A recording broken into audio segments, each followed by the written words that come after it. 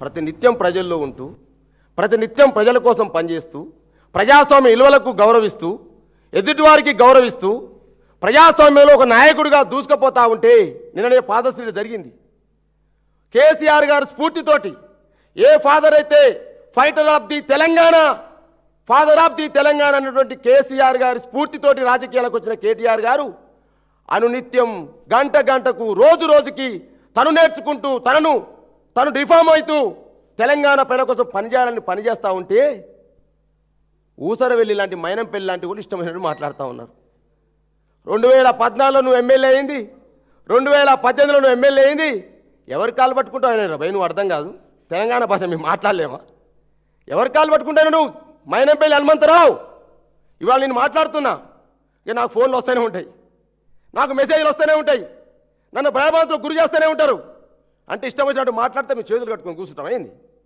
మా party working president ఆయన, 5 సార్లు ఎమ్మెల్యే, మాజీ మంత్రి పైన నువ్వు ఇష్టం వచ్చినట్టు మాట్లాడితే ఊరుకుంటుంది మీ చేతులు కట్టుకున్నామా అంటున్నాను. ఇవాళ 5 సార్లు ప్రజావంతు గెలిస్తే నువ్వు గెలిచింది ఎప్పుడు?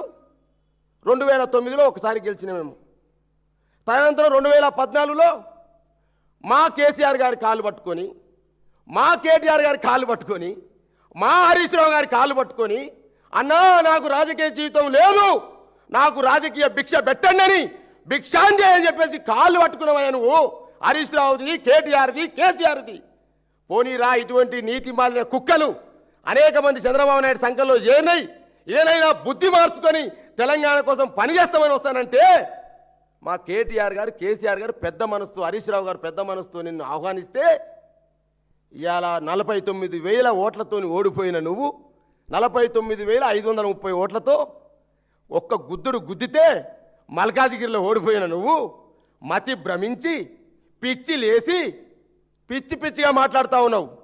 ఖబర్దార్ మైనంపల్లి హనుమంతరావు.